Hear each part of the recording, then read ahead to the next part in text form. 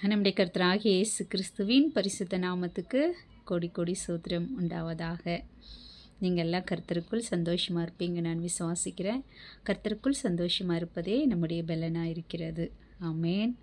ஆமாம், நம்ம வெளிப்படுத்தல இருக்கிற 7 சபைகளை குறித்து ஆவியானவர் நம்மளுக்கு கற்றுக் கொடுத்துன்னு வரதை நம்ம பார்த்துன்னு இருக்கிறோம். ரொம்ப இது கடைசி ஃபைனல் எச்சரிக்கை 7 சபைகளுக்கும் தேவன் கொடுத்துட்டு வரதை நம்ம பார்க்குறோம். அதனால் நம்ம ஆவியானவர் என்ன சொல்கிறாங்க அப்படின்றத கவனமாக கேட்கலாம். 3 சபையே பார்க்காதவங்க தயவு செஞ்சு இந்த 4வது சபையை என்ன சொல்கிறாங்க ஆவியானவர்னு கேட்டுட்டு அதுக்கப்புறம் அந்த 3 சபையும் போயிட்டு நீங்கள் கண்டிப்பாக பாருங்கள். ஆவியானவர் கண்டிப்பாக அதில் உங்களை ஆவிக்குள்ளே வழி நடத்துறதும் நம்ம அறியறதுக்கும் நிறைய காரியங்களை நீங்கள் ஆவியானவர் உங்களோட கண்டிப்பாக பேசுவாங்க. இந்த 3 சபைகளையும் கேட்டவங்களோட கூட ஆவியானவர் கண்டிப்பாக நம்முடைய குறைகளை காமிச்சு அதுலேருந்து வெளியே வர ஆவியானவர் கிருபை செஞ்சுருப்பாங்க நான் விசுவாசிக்கிறேன்.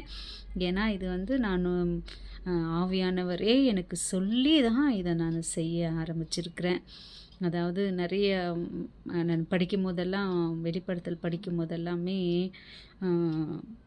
ஒரு லிமிட்டுக்கு மேலே போக மாட்டேன். அதை ஆவியானவர் நிறைய சொல்லித்தர ஆசைப்படுவாங்க, ஆனால் நான் அதை கேட்க மாட்டேன்.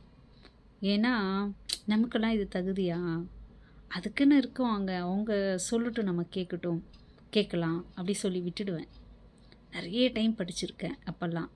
ஆனால் ஆவியானவர் இந்த காலகட்டத்தில் நம்ம கடைசி நாட்கள் முடிவில் இருக்கிறதுனால ஆவியானவர் சொன்னாங்க, நான் உங்ககிட்ட நிறைய விஷயம் பேச ஆசைப்பட்றேன், நீ எனக்கு இடம் கொடுக்க மாட்டுற. அப்படி அந்த துக்கப்படுறது அந்த ஃபீல் எனக்கு தெரிய வந்ததுக்கப்புறம் தான் நான் ஏசப்பா கிட்டப்பா என் ஆத்மா சரீரத்தை உங்ககிட்ட கொடுக்குறேன், நீங்கள் என்ன பேசணுமோ அதை பேச என்னை அர்ப்பணிக்கிறேன் சாமி, என்னை மன்னிச்சிடுங்க அப்படி சொல்லிவிட்டு நான் ப்ரேயரோடு தான் நான் இதை படிக்க ஆரம்பித்தேன். அமேசிங்காக எத்தனையோ தடவை நான் பல டைம் நான் படிச்சிருக்கேன். ஆனால் ஆவியானவர் இப்போ நான் நிறைய ஆவியானவர் சொல்கிறத கற்றுட்டு வரேன். நிறைய காரியங்களில் நான் தேவனுக்கு என்னை அர்ப்பணித்து நான் தேவனுக்காக என்னை அர்ப்பணிக்கிற மாதிரி தெரிஞ்சுக்கிற மாதிரி நீங்கள் கூட தேவன் கண்டிப்பாக உங்ககிட்ட பேசி அதை செய்வாங்க நான் விசுவாசிக்கிறேன். அதனால் ஆவியானவர் சொல்கிறத காது உள்ளவங்க கேட்கணும் அப்படின்றது தேவன் விருப்பம். அப்படின்னா நீ கேட்டா கேளு, விட்டா விடு, இது ஃபைனல் எச்சரிக்கை அப்படி தான் தேவன் சொல்கிறாங்க இந்த இடத்துல. அதனால் நம்ம கேட்குறவங்கள மாத்திரமா இல்லாமல் அதில் நம்ம ஜெயம் கொள்ளுகிறவர்களாக கூட நம்ம இருக்கலாம். நான் 3 சபையை குறித்து ஆவியானவர் பேசியிருக்காங்க, அதை பார்க்காதவங்க போய் பாருங்கள். 4வது சபையில் ஆவியானவர் நம்மளோட என்ன பேசுகிறாங்க அப்படின்றத நம்ம கவனமாக கேட்கலாம். வெளிப்படுத்தல் 2ஆம் அதிகாரம் 18ஆம் வசனத்தில் நம்ம 4வது சபையை பார்க்கலாம். தியத்திரா சபையின் தூதனுக்கு நீ எழுத வேண்டியது என்னவெனில், அக்னி ஜுவாலை போன்ற கண்களும் பிரகாசமுள்ள வெண்கலம் போன்ற பாதங்களும் உள்ள தேவகுமாரன் சொல்கிறதாவது. இங்கே தேவன் ஒரு தன்னை கோபமாக இருக்கிற மாதிரி காமிக்கிறாங்க. ஒவ்வொரு சபைக்கு ஏற்ற மாதிரி தன்னை வெளிப்படுத்தின்னு வரதை நம்ம பார்க்குறோம். இங்கே தன்னை கோபத்தோட தன்னை வெளிப்படுத்துகிறத நம்ம பார்க்குறோம்.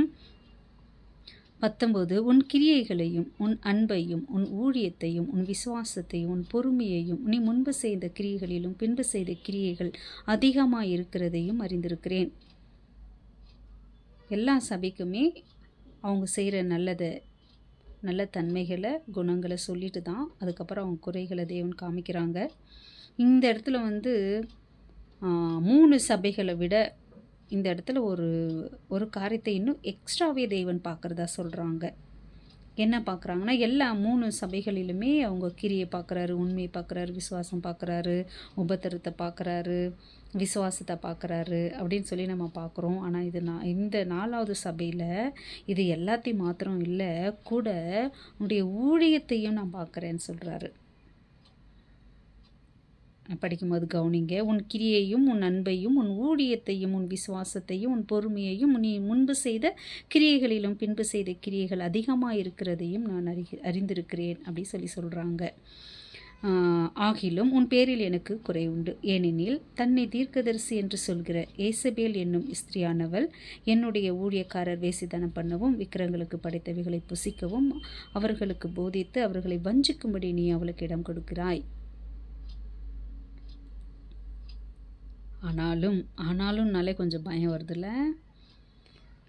உன் பேரில் குறை உண்டு. தன்னை தீர்க்கதரிசி என்று சொல்கிற ஏசபேல் என்னும் ஸ்திரீயானவள் என்னுடைய ஊழியக்காரர் வேசித்தனம் பண்ணவும் விக்கிரகங்களுக்கு படைத்தவர்களை புசிக்கவும் அவர்களுக்கு போதித்து அவர்களை வஞ்சிக்கும்படி நீ அவளுக்கு இடம் கொடுக்கிறாய். இங்கே ஏசபேல் ஏன் வரா? ஏசபேலுக்கும் சபைக்கு என்ன சம்பந்தம்? சபையின் போதகர் தூதன் ஏன் அவளுக்கு அந்த இடத்த கொடுக்குறாரு அப்படின்றத பார்க்கலாம். 21. அவள் மனம் திரும்பும்படியாய் அவளுக்கு தவணை கொடுத்தேன். தன் வேசி மார்க்கத்தை விட்டு மனம் திரும்ப அவளுக்கு விருப்பமில்லை. எவ்வளோ பரிதாபமான நிலைமை பாருங்க. அதாவது ஊழியக்காரர் இசபேலுக்கு இடம் கொடுத்ததும் தப்பு. தேவன் அவருக்கு அதிலிருந்து வெளியே வர்றதுக்கு சான்ஸ் கொடுக்குறாங்க. மனம் திரும்ப விருப்பம் இல்லையாம்மா. எவ்வளோ ஒரு பயங்கரமான ஒரு காரியம். தன் தப்புன்னு தெரிஞ்சும் அதை வெளியில் வர முடியாத அந்த அளவுக்கு ஆழமான அந்த பாவத்துக்குள்ளே போயிருக்காங்கன்றதை பார்க்குறோம். இதோ நான் அவளை கட்டல் கிடையாக்கி அவளுடனே விபச்சாரம் செய்தவர்கள் தங்களுடைய கிரியைகளை விட்டு மனம் திரும்பாவிட்டால் அவர்களையும் மிகுந்த உபத்திரவத்திலே தள்ளி அவருடைய பிள்ளைகளையும் கொல்லுவேன். அப்பொழுது நானே உள்ளத்திரியங்களையும் இருதயங்களையும் ஆராய்கிறவர் என்று எல்லா சபைகளும் அறிந்து கொள்ளும். அன்றியும் உங்களில் ஒவ்வொருவனுக்கும் உங்கள் கிரியைகளின்படியே பலனளிப்பேன். அவளை மாத்திரம் இல்லை, அவளை சார்ந்தவங்களை, அவளை ஃபாலோ பண்ணுறவங்க, அவங்கள இடம் கொடுத்தவங்கள எல்லாரையுமே கட்டில் கிடையாக்கி உபத்திரப்படுத்தி கொல்லுவேன். அப்போ தான் நான் முகத்தை மாத்திரம் இல்லை, நான் உள்ளத்தையும் உள்ளத்திரைகளையும் அறிகிற தேவன்னு எல்லா சபையும் அறிஞ்சிக்கும் அப்படின்னு சொல்கிறாங்க. 24.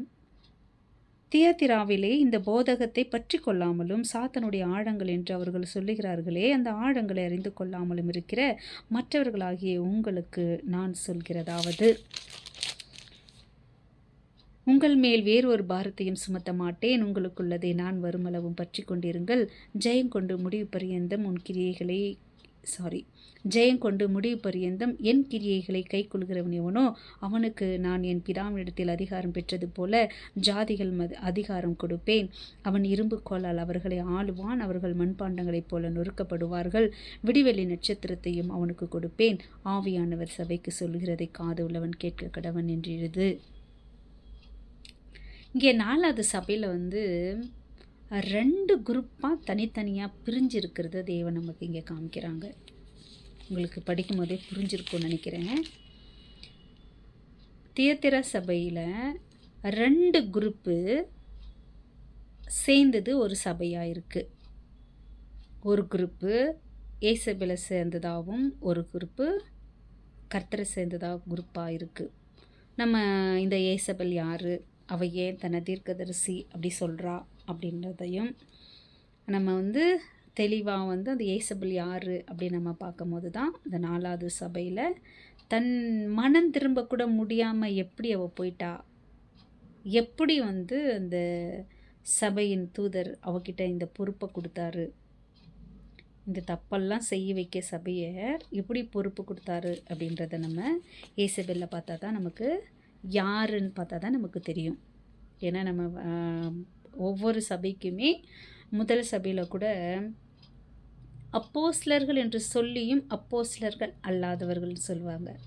2வது சபையில் யூதன் என்று சொல்லியும் யூதர்கள் அல்லாதவர்கள் சொல்லுவாங்க. அதுக்குள்ளே நம்ம டீப்பாக நான் போல, ஏன்னா நம்ம புரிஞ்சிக்கிற மாதிரி ஆவியானவர் எனக்கு சொன்னது தான் நான் சொன்னேன். இது 3வது சபையில் பிழையாம் பாலாக் பற்றி சொல்லி நமக்கு அதனுடைய விளக்கத்தை தெளிவுபடுத்தினாங்க. இந்த இடத்துல ஏசபேலை பற்றி சொல்லியிருக்காங்க.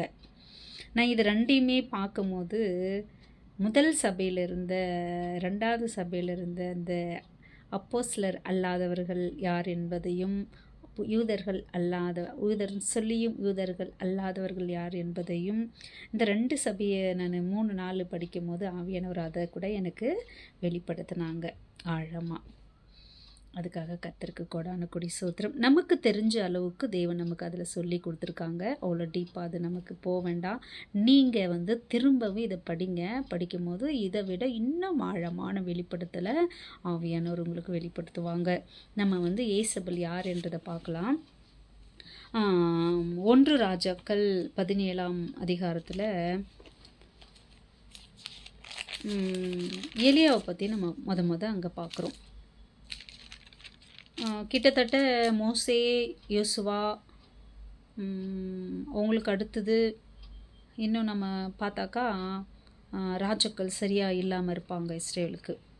அதாவது உண்மை இல்லாமல் இருப்பாங்க.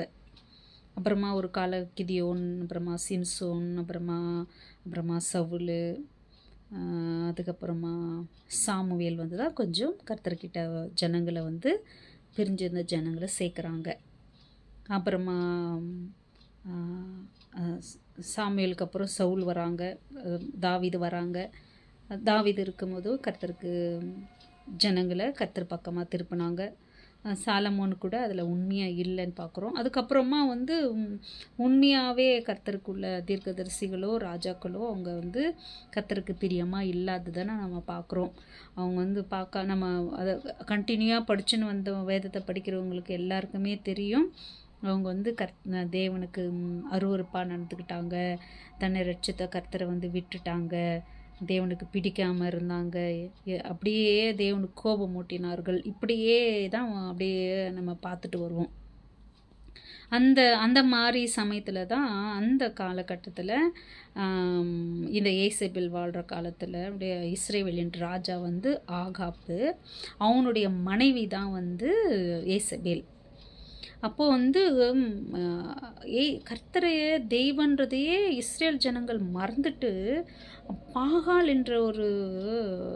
பாகால்ன்றத தெய்வம் அப்படின்னு சொல்லிட்டு அவங்க எல்லாம் வணங்க ஆரம்பிச்சிட்டு இருக்காங்க அதை பாகால.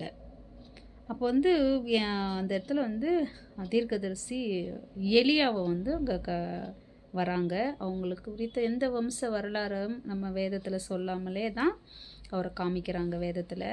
இப்போ எலியா என்ன பண்ணுறாரு, பார்க்குறாரு, என்ன இது நம்ம கர்த்தரை விட்டுட்டு எல்லாம் பாகாலுன்றதை தெய்வமாக வணங்குறாங்களே அப்படி சொல்லிட்டு ரொம்ப ஒரு பக்தி வைராகியம் வருது எலியாவுக்கு. அவர் கர்த்தருடைய தீர்க்கதரிசி. அப்போ இவன் இந்த ஆகாப் ராஜா என்ன பண்ணுறான், அநேக தோப்புகளை உண்டாக்கியிருக்கிறானாம்மா பாகால வணங்குறதுக்காக. விக்கிரக தோப்புகளை உண்டாக்கியிருக்கிறானாம்மா ஆகாப்பு. அதை இவனுக்கு அந்த பக்தி வைராக்கியம் எலியாவுக்கு என்ன பண்ணுறான், நேராக போயிட்டு அந்த ராஜா கிட்டே போகிறான். இந்த காலத்தில் யாருன்னா போவாங்களாம், chief minister, India chief minister போயிட்டு பண்ணுறது சரியில்லைன்னு சொல்லுவாங்களாம். கர்த்தர் ஆவியானவர் இருக்கிற மெய்யான தீர்க்கதரிசினா அவங்க அதை செய்வாங்க. போய் தைரியமாக போயிட்டு என்ன சொல்கிறான், நான் சொல்லாமல், கர்த்தர்கிட்டேருந்து வருகிற நான் சொல்லாமல் இந்த தேசத்தில் மழையே வராது அப்படி சொல்லிட்டு வரான். ஏன்னா நீ கர்த்தரை விட்டுட்டு பாகாலை வணங்குறதுனால இந்த தேசத்தில் செழிப்பு இருக்காது, மழை இருக்காது, பஞ்சத்தை நான் சொல்கிறேனே சொல்கிறான். எலியா சொல்கிறாங்க அது மாதிரி. அப்போ தேவன் பார்க்குறாங்க, அவருக்கு ஒரு சந்தோஷம், பரவாயில்ல நம்ம மேலே பக்தி வைராக்கியமாக ஒருத்தர் இருக்கானே அப்படி சொல்லிட்டு எலியாவை கூப்பிட்டு, நீ போயிட்டு கேரித் ஆறு ஒன்று இருக்குது, அங்கே போயிட்டு நீ சேஃபாக இரு, உனக்கு நான் காலையில் சாயங்காலம் நல்லா மீல்ஸ் நல்லா சிக்கனு மட்டனோட அப்பத்தோட சப்பாத்தியோட தோசையோட காலையிலையும் சாயங்காலம் நல்லா சூப்பரான ஒரு சாப்பாடு காகத்துக்கு சொல்லி நான் உனக்கு கொடுக்க வைக்கிறேன் அப்படி சொல்லிட்டு எலியாக்கிட்ட சொல்கிறாங்க. என்ன ஒரு அதிசயம் பாருங்கள், தெய்வம் செய்யறதெல்லாம் அந்த மாதிரி அதிசயம் தான் செய்வாங்க. கிட்டத்தட்ட அந்த 6 வத்திரவர்லேயும் அவங்க இருக்கிறார், கிட்டத்தட்ட 1 வருஷம் அப்படி இருந்திருப்பாருன்னு நினைக்கிறேன் நான். அப்போ சொல்கிறாங்க 6 வத்ததுக்கப்புறம் நீ பக்கத்து ஊருக்கு போ, சாரிபாத்ன்ற ஒரு கிராமத்துக்கு போ, அங்கே வந்து ஒரு விதவைக்கு நான் வந்து சொல்லியிருக்கேன், அவன் உன்னை பராமரிப்பா அப்படி சொல்லிட்டு எலியா கிட்ட சொல்கிறாங்க. அதே மாதிரி அந்த விதவைக்கிட்டையுமே சொல்கிறாங்க, நான் விதவைக்கு சொல்லியிருக்கிறேன் அப்படின்னு விதவைக்கிட்டேயும் சொன்னதாக சொல்கிறாங்க. இங்கே வந்து எலியாவுக்கிட்டேயும் சொல்கிறாங்க. இந்த காலகட்டத்தில் நான் படிக்கும்போது தியானித்தது ஒரு தீர்க்கதரிசி, கல்யாணம் ஆகாத ஒரு தீர்க்கதரிசி, ஒரு வாலிப வயசாக தான் இருக்கணும். அப்போது அவர் வந்து கல்யாணம், அதாவது கணவன் இழந்த ஒரு விதவைக்கிட்ட போய் தேவருக்கு சொல்கிறாங்க, பராமரிக்க சொல்லியிருக்கேன் அப்படி சொல்கிறாங்க. ஆனால் இந்த காலகட்டத்தில் அப்படி போவாங்களா அப்படின்னா போக மாட்டாங்க. எனக்கு கல்யாணம் ஆகலை, அங்கே கணவன் மறித்த ஒரு விதவைக்கிட்ட போயிட்டு நான் எப்படி இருக்கிறது, தப்பாக நினைப்பாங்க அப்படின்னு இவங்க சைடுலேயும் யோசிச்சிருப்பாங்க. எலியா சைட்லேயும் விதவையை கூட குடும்பத்தை ஃபேஸ் பண்ணணும், ஊரை ஃபேஸ் பண்ணணும், என்ன நினைப்பாங்க அப்படி கூட அவங்க யோசிச்சிருக்கலாம். அதெல்லாம் யோசிக்காமல் தேவன் சொன்னாங்கன்னா அதை செய்யணும். கர்த்தர் சித்தம் இது அப்படின்னு சொன்னால் நம்ம மனுஷனை பார்க்காம தேவ சித்தத்தை நிறைவேற்றணும். ஆனால் இந்த காலகட்டத்தில் வந்து பாவம் செய்யறதுக்கு இருக்கிற தைரியம் தேவ சித்தத்தை செய்கிறதுக்கு ஏனோ தேவனுடைய பிள்ளைகளுக்கு இல்லை. அது கூட ஒரு பரிதாப நிலைமை தான் இந்த மாதிரி காலத்தில். அதை நான் வந்து யோசித்தேன், அதை மாதிரி நம்ம இருக்கக்கூடாது. சில பேர் என்ன பண்ணுவாங்கன்னா, தேவனுக்கு தெரிஞ்சாலும் பரவாயில்லன்ட்டு மனுஷங்க இல்லாத போது தப்பு பண்ணுவாங்க. மனுஷனுக்கு தெரியக்கூடாது, அவ்வளோதான். மனுஷன் முன்னாடி நான் நல்லவனாக இருக்கணும், அவ்வளோதான் அப்படின்னு சொல்லி தப்பு பண்ணுறவங்க இருக்காங்க. ஆனால் தேவன் சொன்னாங்கன்னா நம்மளுக்கு கெட்ட பேர் வந்தால் கூட அதை நம்ம செய்யணும். அவங்க தான் உண்மையான தேவனுடைய பிள்ளைகள், உண்மையான தீர்க்கதரிசிகள். அதை இங்கே நம்ம பார்க்குறோம். அப்போது உண்மையான தீர்க்கதரிசினா யார்? அதாவது உண்மையான தீர்க்கதரிசி அப்படின்னா எல்லாருமே தீர்க்கதரிசி தான். நம்ம எல்லாருமே தீர்க்கதரிசி தான். எப்படின்னா இயேசு கிறிஸ்துவை சாட்சியாக சொல்கிற எல்லாருமே தீர்க்கதரிசியுடைய ஆவி உடையவர்கள் என்று வெளிப்படுத்தல நம்ம பார்க்குறோம். ஏசப்பாவோட சாட்சி சொல்கிறவங்க எல்லாருமே தீர்க்கதரிசி ஆவி உடையவங்கள், எல்லாருமே அதை செய்யலாம். அப்போது வந்து இவர் வந்து கிட்டத்தட்ட ஒரு 3 வருஷம் 6 மாதம்ன்ட்டு யாக்கோபு சொல்வார். நீங்கள் படிச்சுருந்தா தெரியும். யாக்கோபில் 5ஆம் அதிகாரத்தில் லாஸ்ட்டில் எல்லாம் அந்த விசுவாச பட்டியலில் வரும்போது எலியாவை பற்றி சொல்லும்போது சொல்லுவாங்க, 3 வருஷம் 6 மாதம் தேசத்தில் மழை வரல, எலியா சொல்கிற வரலையும் அப்படி சொல்லிட்டு சொல்லுவாங்க. அப்போ 3 வருஷம் 6 மாதமாக தேவன் வந்து அங்கே எலியாவும் போஷிக்கிறாரு, அந்த விதவையும் போஷிக்கிறாரு. அந்த இடத்துல வந்து அவர் போகும்போது அவங்க வெறுகு எடுத்துகிட்டு இருக்காங்க. அப்போ எலியா சொல்லுவாங்க, எனக்கு கொஞ்சம் தண்ணி கொடுமான்னு சொல்லுவாங்க. கொஞ்சம் கூடவே கொஞ்சம் சாப்பாடும் கொடுன்னு கேட்குவாங்க. அவங்க சொல்லுவாங்க, ஒரு புடி மாவை தவிர, கொஞ்சோண்டு எண்ணெய் தவிர என்கிட்ட வேறு இல்லை, இதை சாப்பிட்டுட்டா அடுத்த வேலை வாழ்வாதாரம் அதுக்கப்புறம் எனக்கு இல்லை அப்படின்னு சொல்லும் போது தான் எலியா சொல்லுவாங்க, நீ போய் அதை சுட்டு எனக்கு எடுத்துகிட்டு வந்து கொடு, இருக்கிறத கர்த்தர் வந்து இந்த தேசத்தில் மழை வர வரலையும் உன் மாவையும் எண்ணெயும் குறையாமல் இருக்குன்னு சொல்லி கர்த்தர் சொல்கிறாரு அப்படி சொல்லிட்டு எலியா சொல்லுவாங்க. அதே மாதிரி அமேசிங்காக அதே மாதிரி 3 வருஷம் 6 மாதமும் அவங்க எண்ணெயும் அவங்க மாவும் குறையாமவே இருக்கிற அந்த அமேசிங் என் வாழ்க்கையில் நடந்திருக்கு. அது என் கண்கூடா நான் வந்து பார்த்துருக்கேன். அரிசி எடுக்க குறையாமல், எண்ணெய் குறையாமல் அது மட்டும் இல்லை, எனக்கு வேண்டிய தனிப்பட்ட திங்ஸு எல்லாமே காலியாகாமல் அது அப்படியே இருந்ததை நான் வந்து 3 மாதம் பார்த்தேன். அது எவ்வளோ சத்தியமான உண்மைன்றதை வந்து அப்பா அந்த வேதத்தில் வாசிக்கிறது நம்ம வாழ்க்கையில் நடக்கும்போது ரொம்ப சந்தோஷமாக இருந்தது எனக்கு. நம்ம தேவன் எவ்வளோ சக்தி உள்ள தேவன், அவர் என்றும் மாறாதவர்ன்றதுக்கு நாமெல்லாம் கூட சாட்சிகளாக இருக்கிறோம். அப்போ வந்து கர்த்தர் சொல்லுவாங்க, நீ போய் ஆகாப்பை பாரு அப்படி சொல்லுவாங்க. அப்போ போயிட்டு எலியா பார்க்குறாங்க. பார்த்துட்டு சொல்கிறாங்க, இது மாதிரி இன்றைக்கி ஒரு ஃபைனல் தெரியணும், பாகால் தேவனா பாகாலை வணங்குங்க, கர்த்தர் தேவனா கர்த்தரை வணங்குங்க அப்படின்னு ஒரு சவால் போடுறாரு. அதுக்கு அவன் சொல்கிறான், அது 18ஆம் அதிகாரத்தில் பாருங்கள், 1 ராஜாக்கள் 18ஆம் அதிகாரத்தில் 18ஆம் வசனத்தில் தேவன் போய் பார்க்க சொல்லும் போது இவன் போய் எலியா போய் பார்க்குறாரு ஆகாப்ப. அப்போ அவன் சொல்கிறான், 18 பாருங்கள். அதற்கு அவன், இஸ்ரவேலை கலகம் பண்ணுகிறவன் நான் அல்ல, கர்த்தரின் கட்டைகளை விட்டு பாகலை பின்பற்றினதினால் நீரும் உடைய தகப்பன் வீட்டாருமே இஸ்ரவேலை கலகம் பண்ணுகிறவர்கள். அதாவது ஆகாப் எலியாவை பார்த்த உடனே 17 சொல்கிறான். ஆகாப் எலியாவை பார்த்த உடனே ஆகாப் எலியாவை கண்டபோது ஆகாப் அவனை நோக்கி, இஸ்ரவேலை கலகம் பண்ணுகிறவன் நீ அல்லவா என்றான். இஸ்ரவேலை ஏன் இப்படி கலகம் பண்ணினுக்கிற? தண்ணி இல்லாமல் நீ சொன்ன மாதிரி மழை வராமல் கலங்கம் பண்ணினுக்கிறியன்னும் போது தான் அதற்கு எலியா சொல்கிறார். அதற்கு அவன், இஸ்ரவேலை கலங்கம் பண்ணுகிறவன் நான் அல்ல, கர்த்தரின் கட்டளையை விட்டு பாகாலை பின்பற்றியதனால் நீரும் உம்முடைய தகப்பன் வீட்டாருமே இஸ்ரவேலை கலங்க பண்ணுகிறவர்கள். இப்பொழுதும் கர்மேல் பருவத்திலே இஸ்ரவேல் அனைத்தையும் பாகாலின் தீர்க்கதரிசிகளில் 450 பேரையும் ஏசபேலின் பந்தியிலே சாப்பிடுகிற தோப்பு விக்கிரகத்தின் தீர்க்கதரிசிகள் 400 பேரையும் என்னிடத்திலே கூட்டிக் கொண்டு வர ஆட்களை அனுப்பும் என்றான். பாருங்க, 450 பாகலுடைய தீர்க்கதரிசியம்மா. ஏசபேலுக்குன்ட்டு தனியாக 400 பேரை பாகால் தீர்க்கதரிசிகளை தனக்கு பர்சனலாக வச்சுருந்துருக்குறா. அவளுக்கு தனியாக பர்சனல் அவங்க அதாவது குறியெல்லாம் கேட்பாங்கள்ல, என்னென்ன அவன் செய்யணும் போகணும் அவங்க சொல்கிற மாதிரி இவ செய்கிறது. அது தனியாக பர்சனலாக 400 பேர் வச்சுருக்கிறாளாம்மா. கோப்பி விற்கிறதாக அது என்ன சொல்கிறது, விருந்து பண்ணுறதுக்கு, விருந்து கூட அவங்க கூட விருந்து பண்ணுறதுக்கே 400 பேர் பாகலுடைய தீர்க்கதரிசி இவ தனியாக வச்சுருக்கிறாளாம்மா. 450 பேர் தனியாக இருக்கிறாங்களாம்மா. மொத்தம் 850 பேர் இருக்கிறாங்க அவனுடைய பாகலுடைய தீர்க்கதரிசிகள். இஸ்ரேல் எல்லாரையும் கூப்பிட்டு ஒரு ஃபைனல் தெரியணும் இங்கே அப்படி சொல்லி ஒரு சவால் ஒன்று போடுறாரு. அப்போ எல்லாம் ஒத்துக்கிறாங்க. இஸ்ரேல் ஜனங்களை பார்த்து சொல்கிறாரு, நீங்கள் 2 மனசாக இருக்கிறீங்க, இந்த பக்கம் அந்த பக்கம்னு. நீங்கள் கர்த்தர் தேவனா கர்த்தரை வணங்குங்க, இல்லை பாகால் தான் தேவனா பாகனை வணங்கிட்டு போங்க அப்படி சொல்லி லாஸ்ட் ஒரு சவால் ஒன்று விடுறாரு. அப்போ ஒரு காலை எடுத்துக்குங்க, அது பலிப்பிடத்தில் வச்சுட்டு அது நெருப்பு மூட்டாமல் நீ பாகால் பேரை கூப்பிட்டாக்கா வானத்துலேருந்து அக்னி இதை சுட்டெரிச்சாக்கா அதுதான் மெய்யான தேவன் அப்படி சொல்கிறாங்க.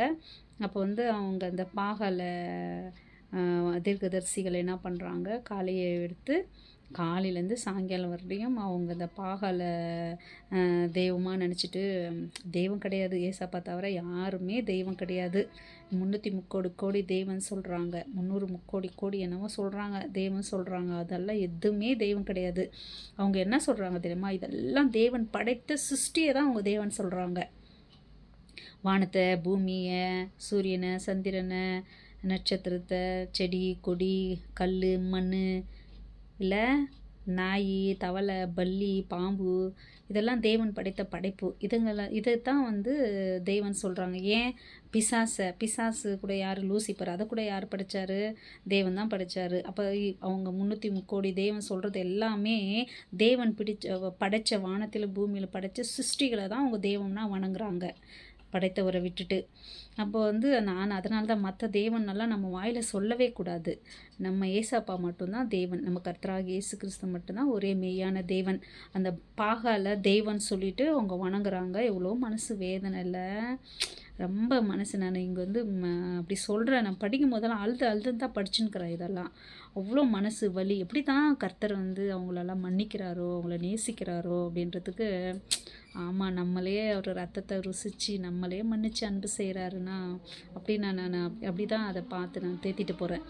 அப்போ இவங்க சொல்கிறாங்க, அவங்க காலையிலேருந்து மதியம் வரலையும் பாகால் பேரை வச்சு கூப்பிட்றாங்க. ஆனால் ஒரு ரெஸ்பான்ஸும் இல்லை. அது எலியா நல்லா கிண்டலெல்லாம் பண்ணுவார். நீங்கள் தான் பாகலை தான் தேவன் சொல்கிறீங்களே, அவன் அலுவலகம் அது ஆஃபீஸ் போயிருப்பான், இல்லை தியானம் பண்ணின்னு இருக்குவான், இல்லை தூங்கின்னு இருக்குவான், ஜோராக கூப்பிடுங்க அப்போ தான் காது கேட்கும் அப்படிலாம் நல்லா கிண்டல் பண்ணுவாங்க அங்கே எலியா. அப்போது மதியம் வரலையும் அங்கே என்ன பண்ணுறாங்க, ஈட்டி கத்தி அதெல்லாம் எடுத்து உடம்பெல்லாம் கீறின்னு ரத்தமெல்லாம் வருது. அதான் மாதிரி கத்திக்கிறாங்க. அப்போ கூட அங்கே எந்த ஒரு ரெஸ்பான்ஸும் இல்லை. அப்போ தான் எலியா என்ன பண்ணுறாங்க, பலிபீடத்தை கட்டிட்டு அதுக்கப்புறம் அது முடிஞ்சதுக்கப்புறம் எந்த ஒரு யூஸும் அங்கே இல்லை பாகால் மூலிமா அப்படின்னு தெரிஞ்சுட்டு பலிப்பீடத்தை அவர் கட்டிட்டு பலிப்பீடத்து மேலே காலையை வச்சு காலையில் தண்ணியை ஊற்றி விறகு தண்ணியை நினச்சி கால்வா வெட்டி அதில் தண்ணியை ஊற்றி இவ்வளோ தண்ணி ஊற்றிட்டு ஒரே ஒரு வார்த்தை தான் சொல்கிறாங்க எலியா, ஆபிரகாமுக்கும் ஈசாக்குக்கும் யாக்கோபுக்கும் தேவனே இஸ்ரவேலின் தேவன் என்றதையும் நான் உன்னுடைய மெய்யான ஊழியன் என்றதையும் அறிய நீர் கேட்டருளும் கர்த்தாவே அப்படின்னு சொல்லிட்டு அந்த வார்த்தை சொன்ன உடனே அக்னி வானத்திலேருந்து காலையை விறக அது சுற்றி இருக்கிற தண்ணியை எல்லாத்தையுமே அப்படியே காய்ஞ்சு தரையாக மாற்றிடுது.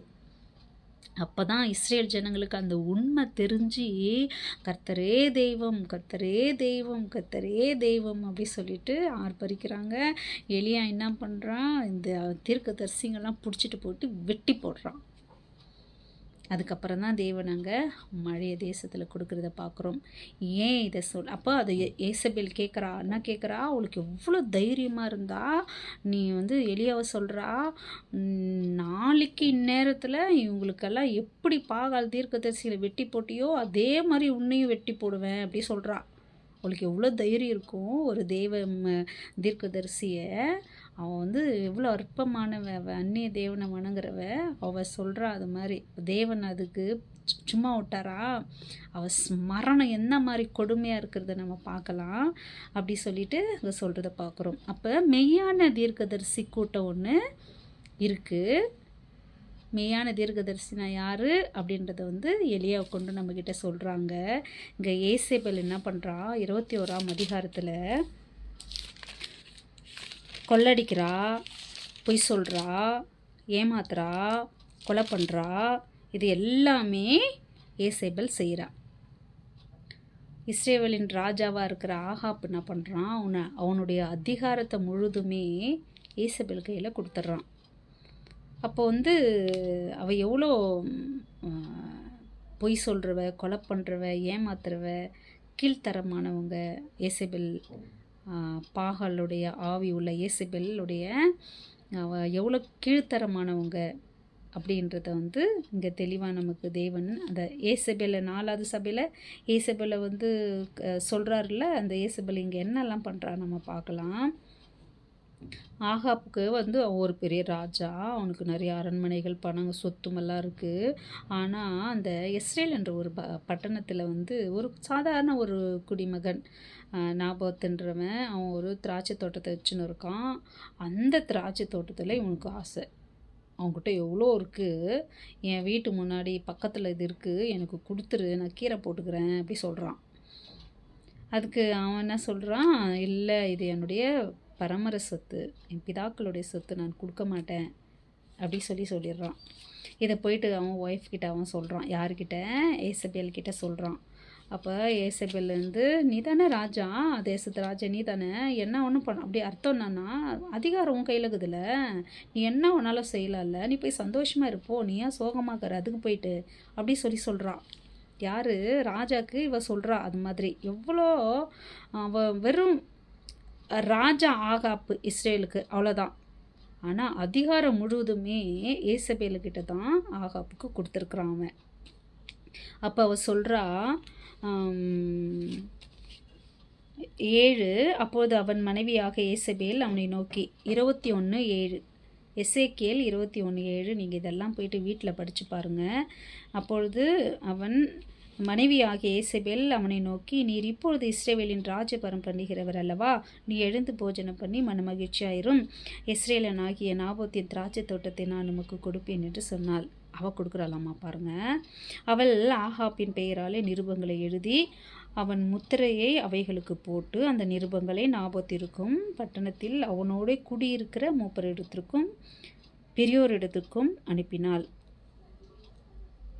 இது நான் படிச்சுட்டு சொல்கிறேன் உங்களுக்கு. அந்த நிருபங்களிலே அவள் எழுதினது என்னவெனில், நீங்கள் உபவாசம் என்று பிரசித்தப்படுத்தி நாபத்தி ஜனத்தை முன் நிறுத்தி தேவனையும் ராஜாவையும் தூசித்தாய் என்று அவன் மேலே சாட்சி சொல்கிற பேலியாளின் மக்கள் ஆகிய 2 பேரை அவனுக்கு எதிராக நிறுத்தி அவனை வெளியே கொண்டு போய் அவனை சாகும்படி அவனை கல்லெறியுங்கள் என்று எழுதினாள். என்ன ஒரு கொடுமை பாருங்க, என்ன ஒரு கிரிமினல் பாருங்க. இவன் ஒரு பாவம், அது இவகிட்ட எவ்வளோ இருக்கும். ஒரு ராஜா இவங்க, ஒரு சின்ன ஒரு திராட்சை தோட்டத்தை வச்சுருக்குறாங்க, அதை அபகரிக்க பார்க்குறாங்க பாருங்க.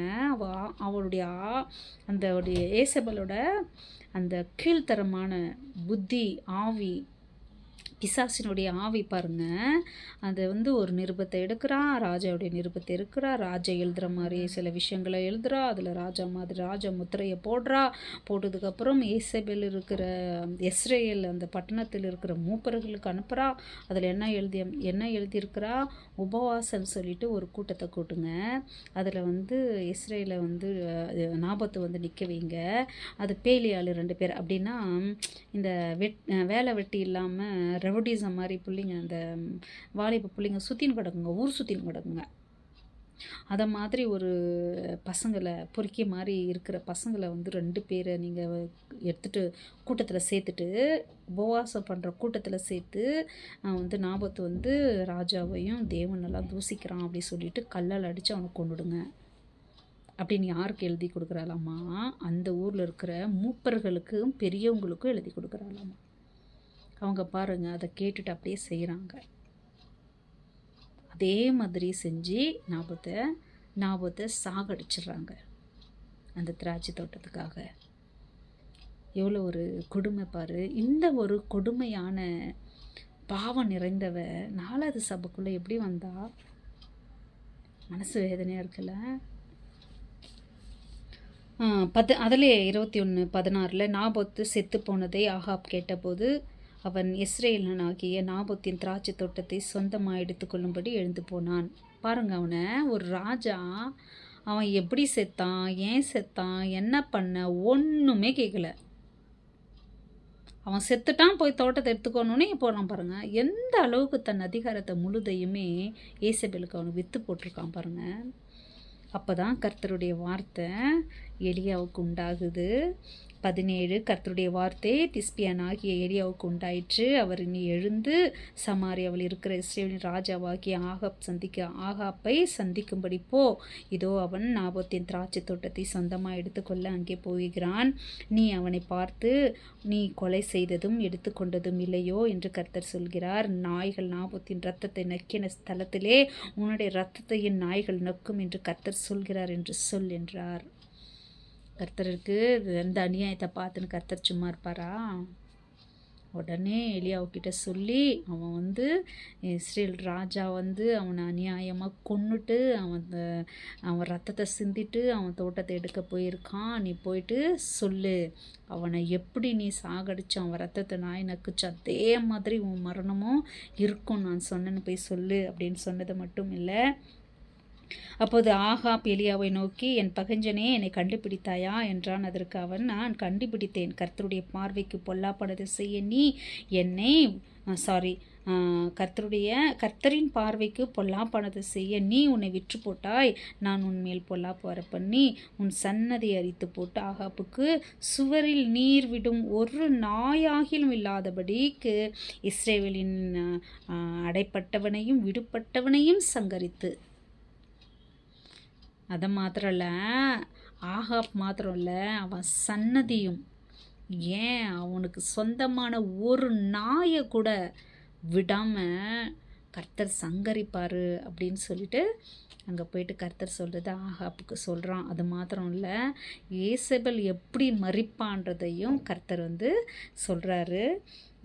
23வது வசனம் 21-23 ஏசபேலை குறித்து கர்த்தர் என்ன சொல்கிறாங்களாமா? நாய்கள் ஏசபேலை இஸ்ரேலின் மதில் அருகே தின்னும். மரணம் பாருங்கள் எவ்வளோ கொடுமையாக இருக்குது. இவனுக்கு அந்த ரத்தத்தை அவன் நாபத்து ரத்தம் எப்படி நாய் நக்குச்சோ அந்த மாதிரி அவன் ரத்தம் நக்கும் தான் அப்படி சொன்னார் ஆகாப்போத. ஆனால் ஏசபேலுடைய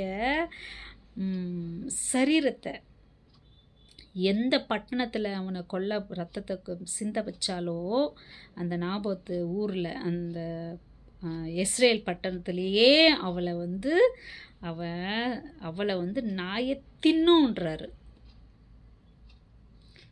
நான் அந்த ரத்தத்தை நக்காது, அவளையே நாய் தின்னும். என்ன மாதிரி கொடுமையான மரணத்தை ஏசபேலுக்கு கர்த்தர் கொடுக்குறாரு பாருங்க. இந்த கொடுமையானவ நம்ம சபையில் எப்படி வந்தா பாருங்க. தன்னை தீர்க்கதரிசின்னு சொல்லிக்கிட்டு 4வது சபையில் எப்படி இந்த போதகர் அந்த ஊழியத்தை, அதாவது நம்ம வந்து சபைனா வந்து வர்ஷிப் லீடர் இருக்கணும், காணிக்கை எடுக்கிறவங்க, பைபிள் படிக்கிறவங்க, மூப்பர்கள், மியூசிக் போடுறவங்க, எல்லாருக்குமே வெள்ளிக்கிழமை செவ்வாய்க்கிழமை அதை மாதிரி எடுத்துன்னு செய்கிறவங்க எல்லாமே சபைகளை கண்டிப்பாக எல்லா சபையிலையுமே இருக்கணும். அதுதான் ஒரு ஒழுங்கு, அதுதான் ஒரு அழகு. ஆனால் கொடுத்த ஊழியத்தை போதகர் வந்து கொடுக்குறாங்க, நம்பி சபையில் இருக்கிற பரிசுத்தவான்களை பார்த்துட்டு அவங்க இருக்கிற தாளந்துகளை வரங்களை பயன்படுத்தும்படியாக அவங்க கொடுக்குறாங்க. அது தப்பு இல்லை ஊழியர்கள். ஆனால் கொடுத்தவங்க எப்படி ஊழியம் செய்கிறாங்க? அவங்க தன்னுடைய டேலண்ட்டு தான் பெருமை அதை காமிக்க கர்த்தர் இல்லாமல் ஊழியம் செய்கிறத அந்த ஏசபேலுடைய கூட்டம் செய்கிறத பார்க்குறோங்க. வேசித்தனம் பண்ண, விக்கிரகத்தை சாப்பிட, விபச்சாரம் பண்ணுறதுக்கு நீ வந்து அவளுக்கு ஏசபேலுக்கு இடம் கொடுத்த அப்படின்னு சொல்லிட்டு தேவன் சொல்கிறாங்க. நம்பி கொடுத்த ஊழியத்தில் ஊழியர்கள் எப்படி உண்மையாக இருக்கணும்? அது மாத்திரம் இல்லாமல், அதாவது வேசித்தனம், விபச்சாரம், விக்கிரகத்துக்கு சாப்பிட்றது, இது எல்லாமே பொதுவாக செஞ்சால் கூட, சபையில் அதை மாதிரி செய்தால் கூட, உண்மையாகவே விபச்சாரம் செஞ்சுட்டு வந்து ஊழியம் செஞ்சால் கூட அதுவும் உண்டு. ஏன்னா வேதம் அப்படி தான் சொல்லுது, ஆவியானவர் அப்படி தான் சொல்கிறாங்க. அதுவும் இல்லாமல் கர்த்தர்கிட்ட ஜனங்களை சேர்க்காம தனக்கு ஒரு ஸ்தானத்தையும் தனக்கு ஒரு பெருமையையும் தனக்கு இருக்கிற அந்த ஸ்தானத்தை மற்றவங்களுக்கு விட்டு கொடுக்காமலும் அப்படி ஊழியம் செய்வாங்க. அது எல்லாமே ஏசபேலுடைய ஆவி. அது வந்து ஒரு பெண்ணையும் அட்டாக் பண்ணும், ஒரு ஆணை வச்சு அட்டாக் பண்ணும், ஏன் ஊழியர்கள் அட்டாக் பண்ணும், விசுவாசிகள் அட்டாக் பண்ணும், எல்லாரையும் அது வந்து பயன்படுத்தும். கர்த்தர்கிட்ட இருந்து பிரித்து விசுவாசத்தில், பரிசுத்தத்தில், உத்தமத்தில் இருந்து ஆத்துமாக்களை பிரித்து, விசுவாசிகளை பிரித்து ஊழியன்ற பேரில் தனக்கு ஒரு கூட்டத்தையும் தனக்கு மதிப்பையும் தன்னுடைய டேலண்ட்டையும் காட்டுகிற எல்லாமே ஏசபேலுடைய ஆவியுடையவங்க தான். ஆனால் மெய்யான தேவனுடைய பிள்ளைகள் அப்படி இருக்க மாட்டாங்க. அது எப்படி நம்ம தெரிஞ்சுக்கிறது அப்படின்னா, அவங்க கனிகளால் தெரிஞ்சுக்கலாம். நம்ம ஒரு ஊழியம் செய்கிறவங்களோ ஒருத்தவங்க கூட நம்ம க்ளோஸாக இருக்கிறோம், அவங்க வந்து கர்த்தர் ஊழியம் செய்கிறாங்கன்னா, அவங்க செய்யறது மாத்திரம் இல்லை, அவங்கள மாதிரி மற்றவங்களும் கர்த்தர்கிட்ட வரணும்னு நினைக்கணும். நான் எப்படி கர்த்தர்கிட்ட உண்மையாக உத்தமமாக பரிசுத்தமாக இருக்கிறனோ, அதை மாதிரி என்ன மாதிரி மற்றவங்களும் கர்த்தரை தெரிஞ்சுக்கணும், கர்த்தரை மகிமைப்படுத்தணும் அப்படின்னு சொல்லிட்டு நிறைய பேரை வந்து அந்த ஸ்தானத்துக்கு ரெடி பண்ணுவாங்க. அவங்களுக்கு கொடுத்துருக்கிற ஒவ்வொரு ஸ்தானத்துக்கும் தன்னை மாதிரியே மற்றவங்களும் வரணும்னு ஆசைப்படுவாங்க. அதுதான் கனி. அவங்க தான் உண்மையான கர்த்தருடைய ஊழியர்கள், ஊழியம் செய்கிறவங்க. கர்த்தர்கிட்டேருந்து பிரித்து வேதம் வாசிக்காமல், ஜெபிக்காமல், பரிசுத்தமாக இல்லாமல், மற்றவங்கள பற்றி குறை சொல்லிக்கின்னு, மற்றவங்க குறைய கண்டுபிடிச்சிக்கின்னு, கர்த்தரே இல்லாமல் அந்த மற்றவங்க என்ன சொல்கிறது, உலக காரியத்தில் அப்படியெல்லாம் இருக்கிறவங்க ஊழியம் செய்வாங்க. கர்த்தருக்கும் அவங்களுக்கும் சம்மதம் இருக்குமானா இருக்காது. கர்த்தர்கிட்ட மற்றவங்கள சேர்க்குறாங்களான்னு பார்த்தா அதுவும் இருக்காது. 10 வருஷமாக அவங்க மட்டும்தான் செய்வாங்க. அவங்க இடத்த யாருக்கும் கொடுக்க மாட்டாங்க. மற்றவங்கள வந்து கர்த்தரை மகிமைப்படுத்த விட மாட்டாங்க. ஊழியம் ஆளாக போனால் போதும், நான் என் ஸ்தானத்தில் இருக்கணும் அப்படின்னு நினைக்கிறவங்க சபையில் இருப்பாங்க. அவங்க தான் இயேசேபேலுடைய ஆவி உடையவங்க. இது வந்து எங்கே ஊழியர்கள் வந்து கொடுத்தது தப்பு இல்லை. ஊழியர்கள் எங்கே தப்பு பண்ணுறாங்கன்னா, கொடுத்தவங்களை கண்காணிக்காமல் விட்டது தான் தப்பு. கொடுத்த ஊழியத்தில் அவங்க உண்மையாக இருக்காங்களா, உத்தமமாக செய்கிறாங்களா, அவங்களுடைய கனிகள் என்ன அப்படின்றது வந்து இவங்க வந்து ஊழியர்கள் கவனிக்கணும். அது மாத்திரம் இல்லாமல், கவனிக்கிறது இல்லாமல் அவங்க குறைகள் இருந்தால் அவங்கள தனியாக கூப்பிட்டு அவங்களோட பேசணும். ஒரு வாட்டி 2 வாட்டி பேசி அவங்கள கண்டிக்கணும். அதை மீறியும் அவங்க அதே மாதிரி இருந்தாங்கன்னா அவங்க ஸ்தானத்தை எடுத்து மற்றவங்களுக்கு கொடுக்கணும். இது வந்து இந்த சபனுடைய தூதனாகிய இருக்கிற போதகருடைய வேலை. ஏன்னா 4வது சபையில் வந்து ஊழியர்களையும் ஊழியம் செய்கிறவங்களையும் சபையில் இருக்கிற விசுவாசிகளையும் எல்லாருக்குமே சேர்த்து தான் 4வது சபையில் சொல்கிறாங்க. அது மாத்திரம் இல்லை, அந்த 4வது சபையில் 2 குரூப்பாக பிரிஞ்சிருக்கிறத தேவன் நமக்கு காமிக்கிறாங்க. ஒரே சபையில் 2 குரூப்பாக சேர்ந்துருக்குறாங்க. இதை விட இன்னும் ஒஸ்ட்டு என்னன்னா, தேவன் வந்து அவளை மனம் திரும்ப பார்க்குறாராம். அதிலிருந்து வெளியே வரும்னு பார்க்குறாராம்மா. அவள் தப்பை உணர்ந்து மனம் திரும்ப சான்ஸ் கொடுக்குறாராம். அவளுக்கா அதுலேருந்து மனம் திரும்ப விருப்பம் இல்லையாம்மா. எவ்வளோ பரிதாப நிலைமை பாருங்க. விருப்பம் இல்லையா. அப்படின்னா தான் செய்கிறது தப்புன்னு தெரியும், வெளியே வர முடியாது. ஏன்? மாம்ச ஆசை, மாம்ச இச்சை, பண ஆசை, பதவி ஆசை. பரவாயில்ல, தெய்வம் மன்னிச்சிடுவார், மன்னிப்பு கேட்டால் தெய்வம் மன்னிச்சிடுவார் அப்படின்னு சொல்லிட்டே அவங்க என்ன பண்ணுறாங்க, அதில் வெளியே வர மனசு இல்லையா. தேவன் பார்க்குறாரு, அவளை கட்டல் கிடையாக்கி அவளுக்கு வியாதியை கொடுத்து அவங்களோட சேர்ந்து செஞ்சவங்களையும் கொடுத்து அவங்களுக்கு இடம் கொடுத்தாங்க இல்லையா அவங்கள. அதை மாத்திரம் இல்லை, சன்னதியை பிள்ளைகள் வரலையும் நான் கொல்லுவேன். அப்போ தான் மற்ற எல்லா சபையும் பார்த்து, ஆஹா தேவ முகத்தை மாத்திரம் பார்க்கலப்பா, உள்ளத்தையும் உள்ளத்திரத்தையும் அந்தகாரத்தை பார்க்குறவர், அந்தரங்கத்தில் நடக்கிறத பார்க்குறவர், எப்படி இருந்தாங்க, எப்படி அழிஞ்சு போயிட்டாங்களே அப்படின்னு. வெறும் வியாதி மட்டும் இல்லை, மனசளவில் வேதனையை கொடுப்பாரு. சரீரத்தில் மாத்திரம் இல்லை, மனசளவில் எங்கே பாரு டிப்ரெஷனு, குழப்பம், கஷ்டம், அவங்க தலையெடுக்கவே முடியாது. அதை மாதிரி கொடுத்து அவங்கள கொடுமையாக மரணத்தை கொடுப்பாருன்னு வேதமிக சொல்லுது. படிக்கும்போது ரொம்ப வேதனையாக இருந்துச்சு. மனம் திரும்ப இஷ்டம் இல்லையாமா, சான்ஸ் கொடுத்த கூட ரொம்ப வேதனை. இதில் ஒரு ஆறுதல் என்னன்னா, அதே சபையில் தன்னை இயேசபேலால் தீட்டுப்படுத்திக்காத ஒரு கூட்டம் தனியாகவே இருக்கான். அதே சபையில்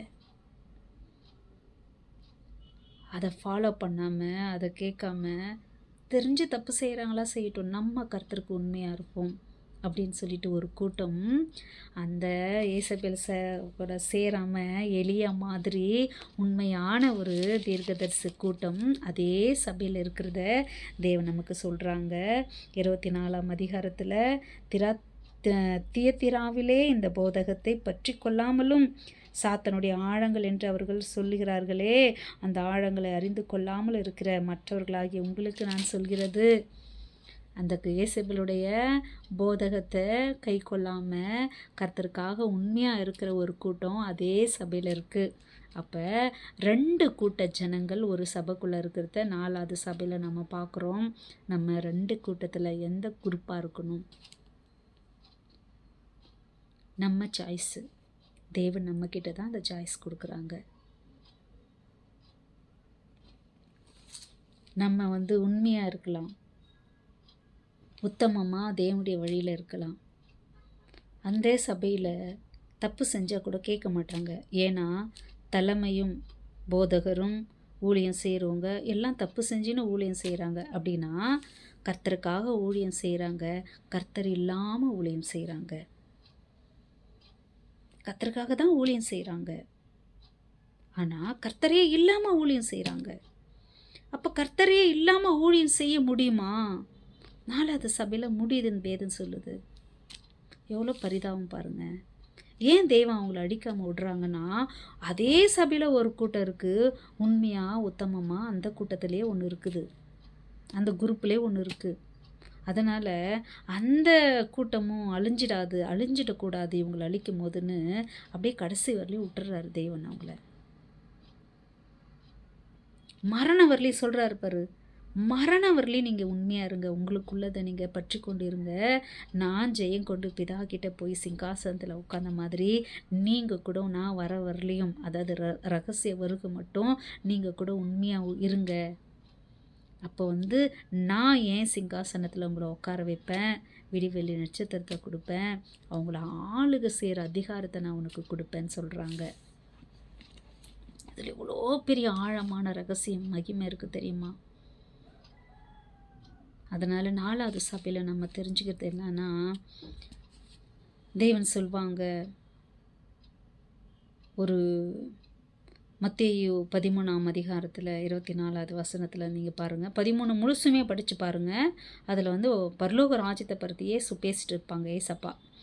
அப்போ 14வது வசனத்தில் 13ஆம் அதிகாரத்தில் 14ஆம் வசனத்தில் பரலோக ராஜ்யத்தை பற்றி சொல்லுவாங்க. நான் விதையை நல்ல விதைத்தானே விதைச்சிட்டு வந்தேன், நல்ல விதையை விதைச்சிட்டு வந்ததுக்கு அடையாளமாக இருக்குது. பார்த்தா அது வளர்ந்து வரும்போது பார்த்தா அது கூட களைகள் வந்திருக்காமா.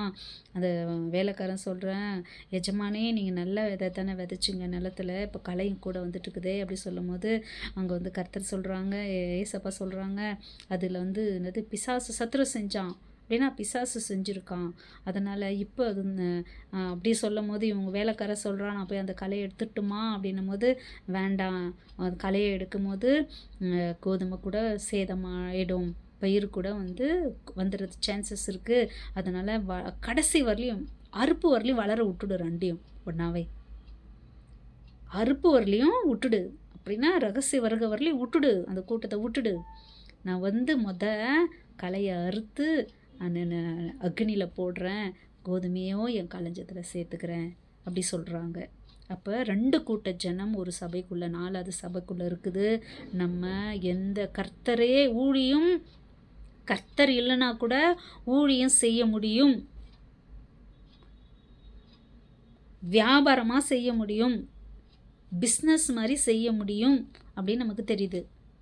அதுலேயும் ஒரு கூட்டம் கர்த்தருக்காக உண்மையாக பரிசுத்தமாகவும் இருக்க முடியும் அப்படின்றத 4வது சபையில் நம்ம பார்க்குறோம். நம்ம கர்த்தருக்காக செஞ்சு கர்த்தர் இல்லாமல் செய்யக்கூடாது. ஊழியமே செய்யலைன்னா கூட கர்த்தரோடு இருக்கணும். நம்ம கர்த்தர் நம்ம கூட இருக்கிறது தான் நமக்கு முக்கியம், நாம் அவரோட இருக்கிறது தான் நமக்கு முக்கியம். நமக்கு பேர் புகழ் இதெல்லாம் வேண்டாம். நமக்கு தேவன் கொடுப்பார், அதெல்லாம் தேவன் நமக்கு கொடுப்பார். அதெல்லாம் உண்மையாக செஞ்சாக்கா தேவன் அதெல்லாம் கொடுப்பாங்க. அதனால் நம்ம கர்த்தருக்காக ஊழியம் செஞ்சு கர்த்தரே இல்லாமல் செய்யறது வேண்டாம். நம்ம கர்த்தருக்காக எது ஒன்றாலும் கர்த்தருக்காக செய்யலாம், அந்த கூட்டத்தில் நம்ம இருக்கலாம். அந்த தியேத்திரா சபையில் அந்த கர்த்தர் இல்லாத அந்த ஊழியத்தை மாதிரி எந்த ஒரு சபையும் இருக்கக்கூடாது. தயவு செஞ்சு கை கொப்பி கேட்குறேன், அதை மாதிரி சபையாக நம்ம இருந்துடவே கூடாது. ஏன்னா அவளுக்கு மன விருப்பமே இல்லாத அளவுக்கு டீப்பாக உள்ளே போயிடுறா. நம்ம அப்படி இருக்கக்கூடாது. தேவனுடைய பிள்ளையாகி நம்ம கர்த்தருக்காக செய்கிறோன்னு சொல்லிட்டு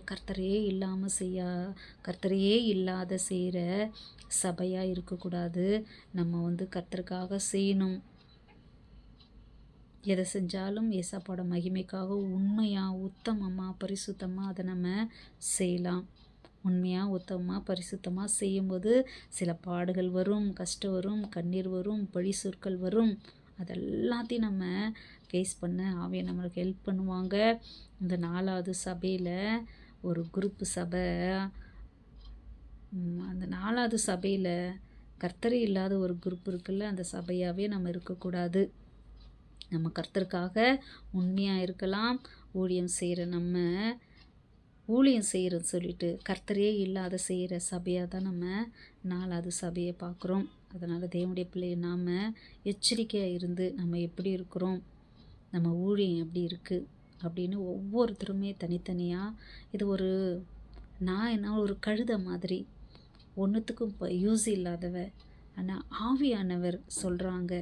அதனால் நீங்கள் என்ன பார்க்காம ஆவியானவர் சொல்கிறத நான் அற்பமானவ தான், நான் ஆவியானவர் சொல்கிறாங்க. அதனால் கவனமாக தயவு செஞ்சு இதை கேட்குற ஊழியர்களாக இருக்கலாம், விசுவாசிகளாக இருக்கலாம், சபையில் செய்கிற ஊழியம் செய்கிறவங்களாக இருக்கலாம். தேவன் நமக்கு கொடுக்குற இது ஒரு ஃபைனல் வார்னிங்காக நினச்சி நம்மளை சோதித்து பார்க்கலாம்.